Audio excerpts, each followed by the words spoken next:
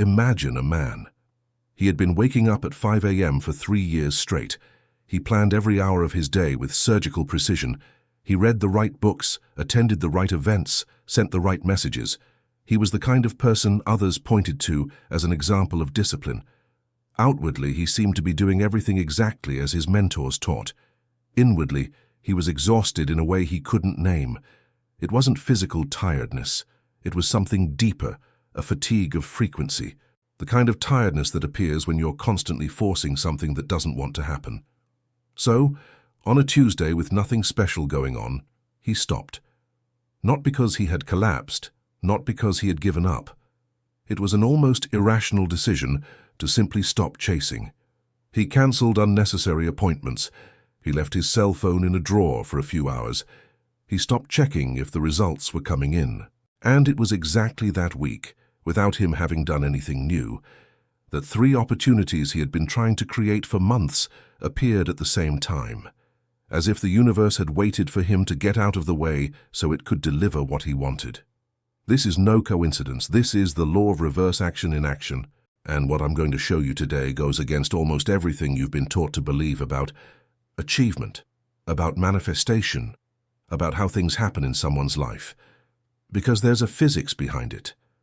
Not vague spirituality, not superficial positive thinking. A real energetic mechanism that operates regardless of whether you believe in it or not. And this mechanism says the following: the more you force, the more you push away. The more you need a result, the more you vibrate at the frequency of the lack of that result. And the field, which doesn't understand your conscious intentions, only mirrors what you are being and returns exactly that. The experience of someone who doesn't yet have it, of someone who is still searching, of someone who is still trying to arrive. The question isn't whether you're working hard enough. The question is how often you're working. We live within a cultural narrative that equates effort with results. From childhood, the system has taught us that discipline, persistence, and control are the ingredients for success. And there's truth to that to some extent. But there's a point where effort ceases to be fuel and becomes resistance. A point where the attempt to control the outcome begins to distort the signal you're sending to the field. And this point is more subtle than it seems. It's not when you work hard. It's when you work from the fear of not having. It's not when you plan carefully. It's when the planning is driven by the anxiety that, without it, things will go wrong. It's not when you intensely desire something. It's when the desire carries within it the frequency of absence, of the not yet, of I need this to happen to feel whole. This is the kind of effort that the quantum field cannot translate as creation. It translates it as a sign of scarcity. And it mirrors this back into your reality with the same perfection with which a mirror reflects your image. Here's what neuroscience and biophysics confirm in ways that should change everything. Your heart generates an electromagnetic field that extends meters around your body. This field carries emotional information, not words, not plans, not stated intentions, emotional information, the state of being you consistently inhabit. And this field interacts with your surrounding environment in ways that conventional science is only beginning to map. The people around you sense your frequency before they process your words. The opportunities that come your way correspond vibrationally to what you are consistently emitting, not to what you occasionally wish for. So the real question isn't, what do I need to do to make this happen? The real question is, who am I being while I'm doing it? The law of reverse action is not an invitation to passivity. I'm not saying you should stop acting, planning, or moving in the direction of what you want. I'm saying something much more specific and much more transformative than that. I'm saying that the energetic quality of your action matters infinitely more than the quantity of it. An action performed from certainty has a completely different vibrational signature than an action performed from fear. A decision made from inner sovereignty collapses realities in ways that a decision made from doubt never could. And that's not a metaphor, it's mechanics. When you act from a place of certainty, your nervous system is regulated, your heart rate is high, your electromagnetic field is transmitting a clean, clear, unmistakable signal. And the environment around you, which is literally responsive to this field, begins to organize itself differently. When you act out of urgency, fear, or the need to control the outcome, your nervous system is in survival mode. Your field emits a fragmented, contradictory signal, full of noise, and the environment mirrors this noise back as delay, resistance, and opportunities slipping through your fingers. You can't force your way into a frequency that isn't already yours, but you can stop trying to get out of it. And that difference, that subtle but radical difference, is exactly where the law of reverse action begins to work. Let me make this even more concrete. Have you ever noticed how, in moments when you don't really need something, things tend to appear more easily? You go on vacation and receive an interesting job offer. You stop thinking about someone, and that person sends you a message. You abandon the idea of a project, and suddenly the missing resource appears. Most people call it coincidence, or luck, or bad timing when they were trying. But what's happening is vibrationally accurate. When you don't need something, you're not transmitting the frequency of lacking that something. You are unintentionally in a state of relative neutrality or openness, and this openness is exactly the type of signal to which the field can respond with flow. The problem is that most people try to replicate this state intellectually. They try to pretend they don't care. They try to perform detachment. They try to convince the universe that they no longer need it, while underneath they are still measuring every external signal to see if the result is coming.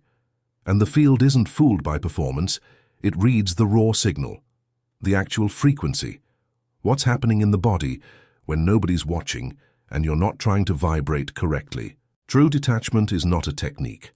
It's a state that emerges naturally when you deeply and fully understand that you don't need the result to be whole, that you are already enough without it, that life doesn't begin when it arrives, and when that understanding descends from the mental level to the level of the nervous system, something changes, not gradually, all at once.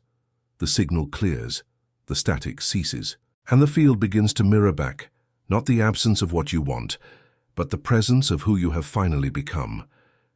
In the next parts of this video, we're going to dismantle the layers that keep most people trapped in the cycle of pointless effort.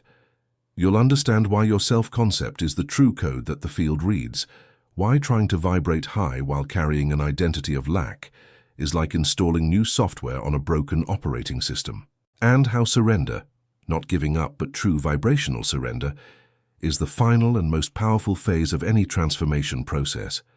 Because when you stop forcing it, it's not that you give up wanting it, it's that you finally become the kind of transmitter that the field can't ignore. But there's something that needs to be said clearly before we continue, because this understanding, if misinterpreted, can turn into a different kind of trap. There is a disguised version of effort that presents itself as detachment. This is when a person hears the concept of the law of reverse action and begins to perform the act of not needing. Pretending to be detached while underneath, they are anxiously monitoring every external signal to see if the field is responding.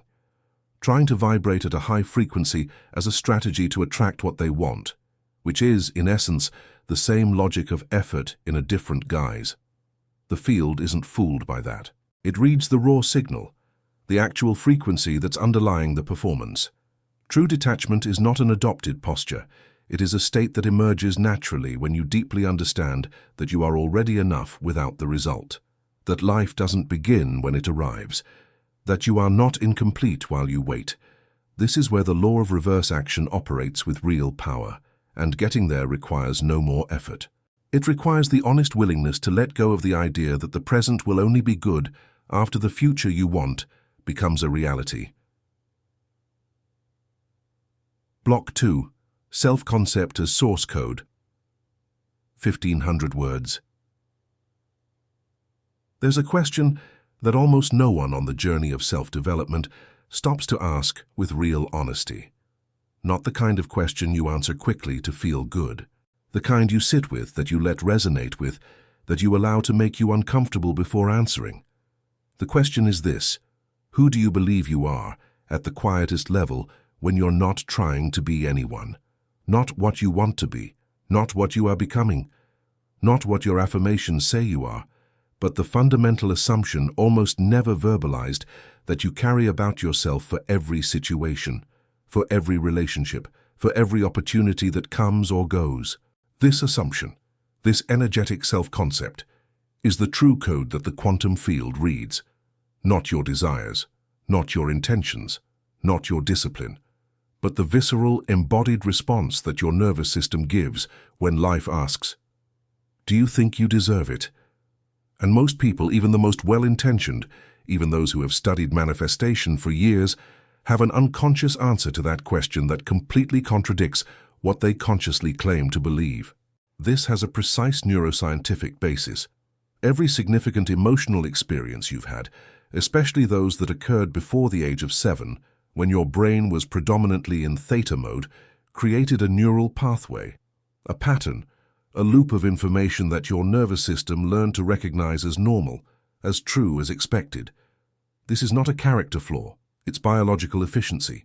Your brain is a pattern recognition machine designed to conserve energy, and it learns very early on what to expect from life based on repeated experiences. The problem is that these patterns, created in childhood or during moments of vulnerability, don't distinguish between what was true in that context and what is true now. They simply trigger, automatically, below the level of consciousness. So you can be 35 years old, have read 200 self-help books, have been in therapy for a decade, and still your nervous system might be running an 8-year-old program that says, "It's not for me, it's for others. I always need to work harder to deserve it." When good things come easily, something is wrong. And this program doesn't manifest as a clear thought that you can contradict. It manifests as a subtle weight on your chest when an opportunity that seems too good to be true appears.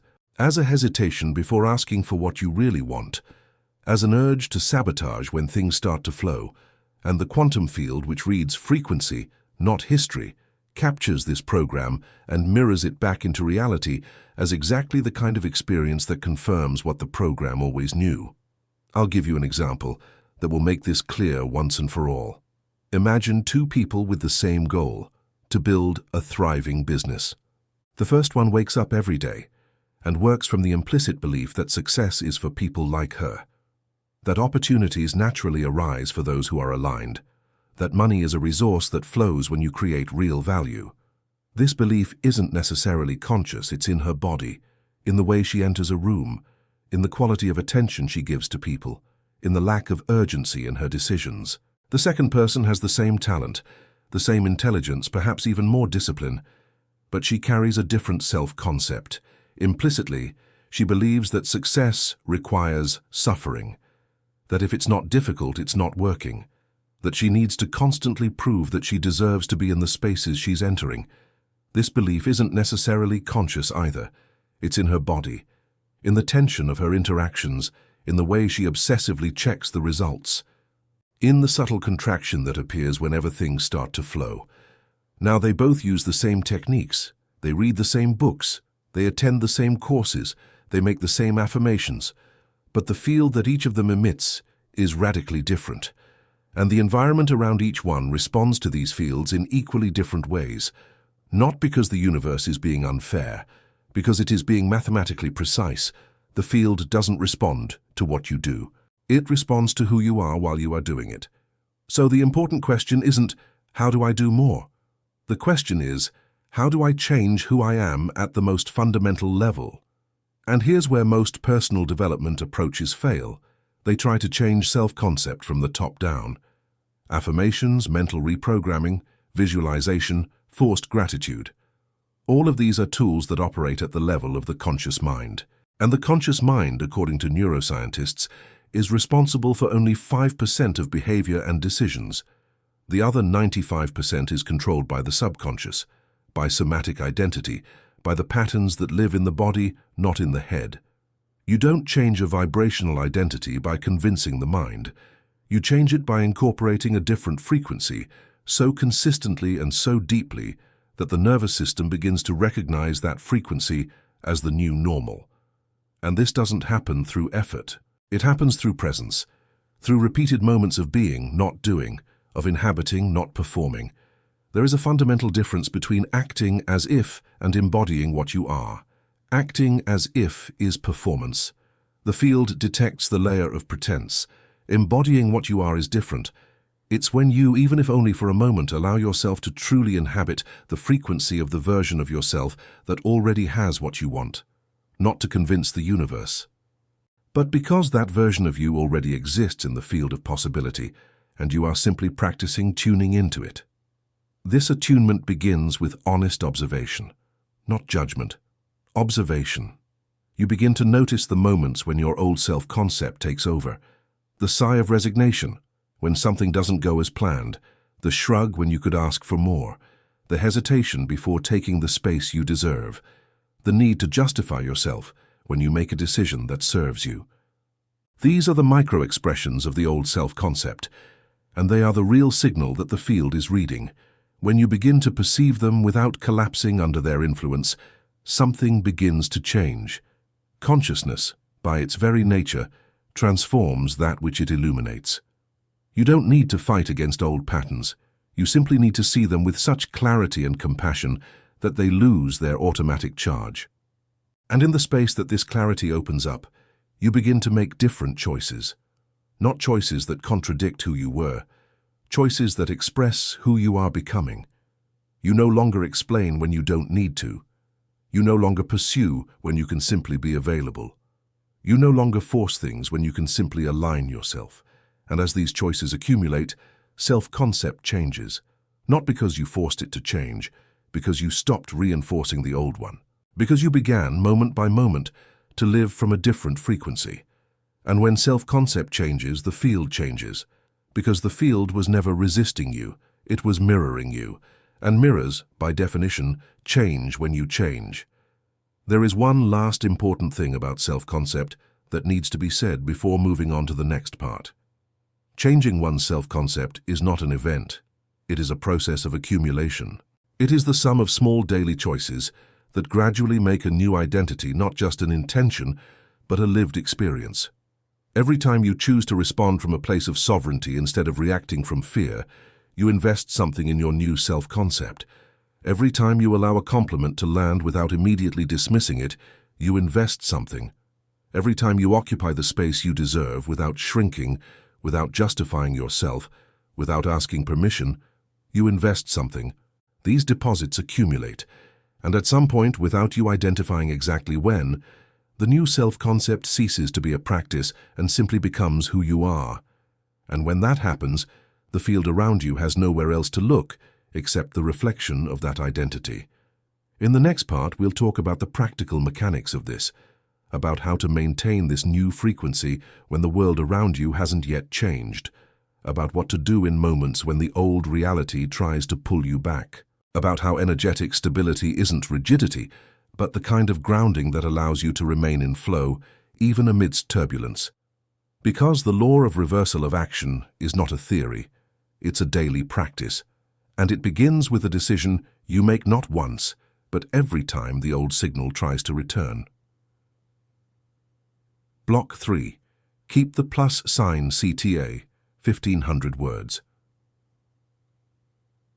You transmitted the new signal this morning. You felt the difference in your body. A lightness that felt real, not staged. A clarity that required no effort. And for a few hours, maybe even a whole day, things flowed differently. Conversations seemed easier. Decisions seemed more obvious. You felt, for the first time in a long time, like you were on the inside of your own life. Then something happened. A message you weren't expecting. A situation that didn't go as planned. Someone who said something that caught you off guard. And in a matter of seconds, without you consciously realizing it, you slipped. Your shoulder clenched slightly. Your breathing became a little shorter. The inner voice you thought you had silenced returned with a perfectly logical argument as to why things aren't going to work out anyway. This is not a failure. This is the test, and it's not a test of willpower, nor of discipline, nor of faith. It's a test of energetic stability. The ability to return to your frequency, not because you managed to avoid the turbulence, but because you learned not to let the turbulence redefine who you are. Most people think manifestation happens in moments of alignment, in deep meditations, powerful insights, days when everything flows. But the truth is that manifestation is built in the in-between moments, in the small choices you make when no one is watching, and the situation is pushing you back to the old pattern. It's when you receive an unexpected no and choose curiosity over collapse. It's when progress is slow and you choose confidence over urgency. It's when someone questions your vision and you choose stability over the need to justify yourself. Each of these choices is a quantum micro-decision. It doesn't seem big, but it reinforces or weakens the frequency you're trying to stabilize as a new baseline. Think of it this way. Your vibrational identity is like a muscle. It doesn't become strong in a single intense workout. It strengthens through small repeated contractions, done consistently, even when you don't feel like it, even when the results aren't yet visible, even when external reality is still mirroring the old signal. And just like a muscle, it takes time to replace the previous pattern. But there's a crucial difference. You don't need to wait for external reality to change to know that the internal signal has changed. You feel it in your body. In the quality of your breathing when you think about what you want, in the fact that doubt has diminished, in the fact that urgency no longer has the same weight it once did. These are the real signs that something is changing, and they appear before reality changes, because the sign always precedes the mirror. There is a practice that anchors this frequency much more effectively than any complex ritual. I call it presence recalibration, and it takes 90 seconds. You don't need incense. You don't need music. You don't need a special notebook or a sacred space. You only need yourself and a decision. The moment you realize you've slipped, that the old frequency has returned, that the old self-concept is taking control, you stop. Just stop. A long, conscious breath. As you exhale, you're not calming yourself down. You're relaying it. You choose 3 words, not affirmations, frequencies, states that you decide to inhabit now. Perhaps it's presence, clarity, certainty. Perhaps it's lightness, openness, flow. You whisper these words to yourself not as a mantra to be repeated until convinced, but as a declaration of where you are placing your attention now, and for 60 seconds, you simply allow your body to feel what it would be like to be that frequency, not in a forced way, gently, with the same quality of attention you would give to something precious that you don't want to break. This doesn't change everything at once, but it changes it enough so that the next decision comes from a different place, and the next, until without you realizing exactly when, the state you were practicing becomes the default state. Now, I need to talk about something that most videos about protesting don't mention, because it's precisely here, at this point in the process, that many people get stuck.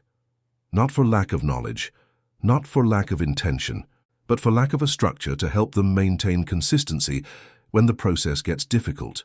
Because it becomes difficult. The ego is persistent. Old patterns have decades of practice, and maintaining the new frequency when external reality hasn't yet changed, when the people around you still treat you like the old version of yourself, when the bank account still shows the same number as before, requires more than theoretical knowledge. It requires guided practice. It requires a map of the internal process. That's why I created the surrender code. This is not just another manifestation method promising results in 30 days.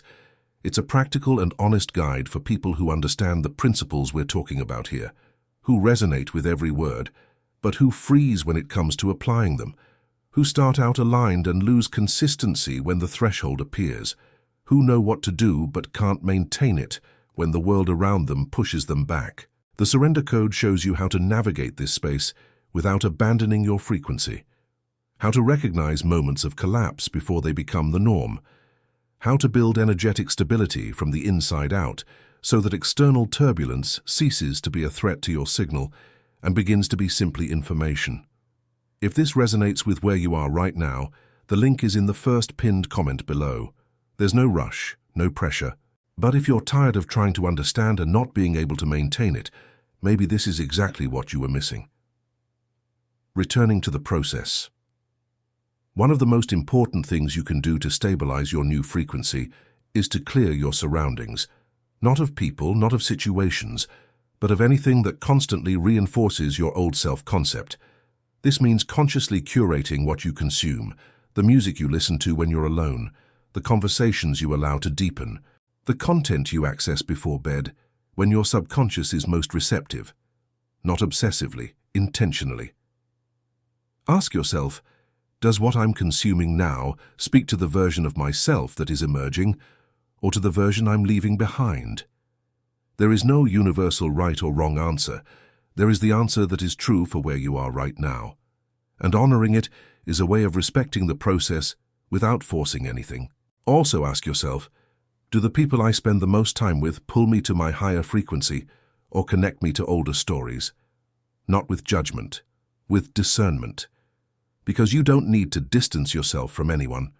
You just need to be honest about how much energy is being drained in conversations that reinforce who you were, instead of being nurtured by connections that acknowledge who you are becoming.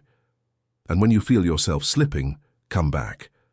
Not dramatically, not self-critically. With the same ease with which you would adjust the steering wheel after a slight turn, breathe. 3 words, 60 seconds of intentional presence, and you're back, because the law of reverse action doesn't demand perfection, it demands direction. It demands that more often than not you choose to transmit instead of contracting, to radiate instead of chasing, to be instead of trying to convince. And over time, that direction builds momentum, not the kind of momentum you force, the kind that emerges naturally when you stop wasting energy on resistance and start directing everything you have toward simply being who you already are at the deepest level. And here's what nobody tells you about this process. It's not linear. There will be days when everything seems to flow smoothly.